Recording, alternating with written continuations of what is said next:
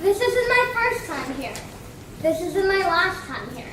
These aren't the last words I'll share. But just in case, I'm trying my hardest to get it right this time around. Sarah Kay, an American poet and the founder of the Project Voice, devotes her life to spoken word poetry, using it as a tool to engage even the most reluctant writers, motivating to explore themselves through spoken word. From Sarah Kay's speech, If I Should Have a Daughter, delivered at TED in the March of 2011. If I should have a daughter, instead of mom, she's gonna call me Point B. So that way, she knows that no matter what happens, at least she can always find her way to me. I'm gonna paint the solar systems on the backs of her hands. So she has to learn the entire universe before she could say, oh, I know that like the back of my hand. And she's going to learn that this life will hit you hard in the face. We're free to get back up just so we could kick you in the stomach. But getting the wind knocked out of you is the only way to remind your lungs how much you like the taste of air. There is hurt here that cannot be fixed by band-aids or poetry. So for the first time she realizes that Wonder Woman isn't coming, I'll make sure she knows that she doesn't have to wear the cape all by herself. Because no matter how wide you stretch your fingers, your hands will always be too small to catch all the pain you want to heal. Believe me, I've tried. And baby, I'll tell her, don't keep your nose up in the air like that. I know that trick. I've done it a million times. You're just smiling for a smoke, so you could follow the trail back to the burning house to see if you can find the boy who lost everything in the fire. To see if you can save him. Or else find the boy who lit the fire in the first place to see if you can change him.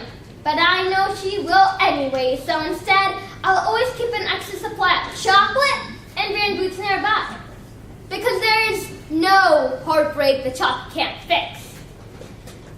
Fine, okay, there might be a few heartbreaks that chocolate can fix, but that's what the rain boots are for, because rain will wash away everything if you let it.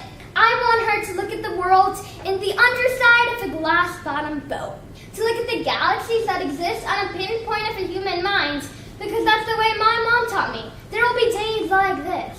There will be days like this. My mama said, when you open your hands to catch, and wind up with blisters and bruises. When you step out of phone booth and try to fly, but the very people you're trying to save are the ones standing on your cape. When your boots will fill with rain and you'll be up on your knees in disappointment. And those are the very days you have all the more reason to say, thank you. Because there is nothing more beautiful than the way the ocean refuses to stop kissing the shoreline, no matter how many times it's sent away. You will put the wind and win some, lose some. You put the star and starting over and over. And no matter how many landmines erupt in a minute, be sure your mind lands on the beauty of this funny place called life. And yes, on a scale from 1 to over-trusting, I am pretty damn naive. But I want her to know that this world is made up of sugar. It can crumble so easily, but don't be afraid to stick your tongue out and taste it. Baby, I'll tell her, remember that your mama is a warrior, and your papa is a warrior, and you are the girl with small hands and big eyes who never stops asking for more. Remember that good things come in threes, and so do bad things, and always apologize when you've done something wrong, but don't you ever apologize for the way your eyes refuse to stop shining. Your voice is small, but don't ever stop singing, and when they finally hand you heartache, when they slip war and hatred under your door, and offer you handouts on street corners of cynicism and defeat, you tell them that they ought to meet your mother. All right. So I want you to take a moment, and I want you to think of 3 things you know to be true. They could be about whatever you want. Technology, entertainment, family, design, what you had for breakfast. The only rule is don't think too hard, okay? Go.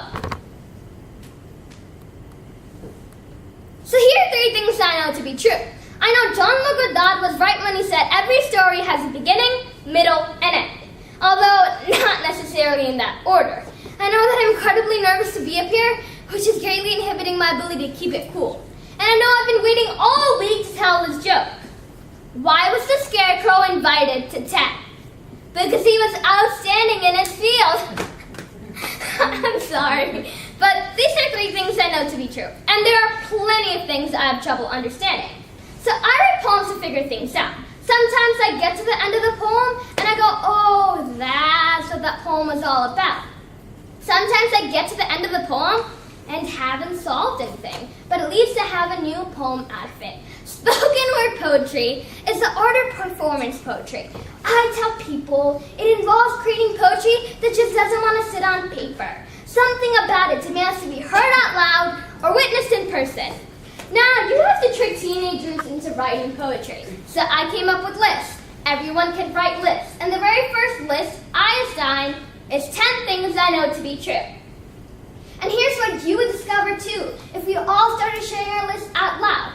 First, someone has the exact same thing, or one thing very similar to something on your list. And then someone else has the complete opposite of something on your list. Third, someone has something you've never even heard of before. And fourth, someone has something you thought you knew everything about, but they're introducing a new angle of looking at it. This is where great stories start from. These 4 intersections of what you're passionate about and what others might be invested in. Now, most people respond really well to this exercise, but one of my students named Charlotte was very good at writing lists, but she refused to write any poems. Miss, she'd say, I'm just not interesting. I don't have anything interesting to say. So I assigned her list after list. One day I assigned a list, 10 things I should have learned by now. Number 3 on Charlotte's list was, should have learned not to crush on guys 3 times my age.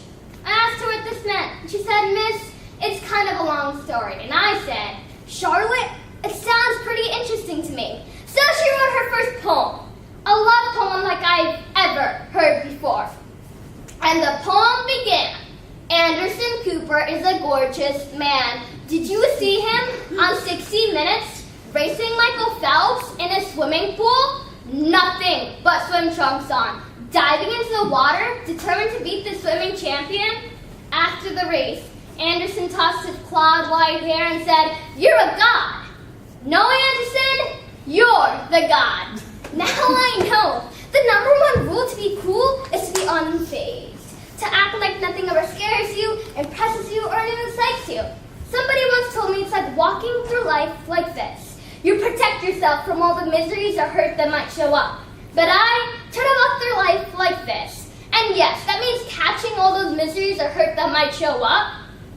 But when beautiful, amazing things just fall right out of the sky, I'm ready to catch them. I use spoken word to help my students rediscover wonder, to fight their instincts to be cool and unfazed, and instead, actively pursue being engaged on what goes around them. I'd like to close with this. When I meet you in that moment, I am no longer a part of your future. I start quickly becoming a part of your past. But in that instant, I get to share your present. And you get to share mine. And that is the greatest present of all. Thank you.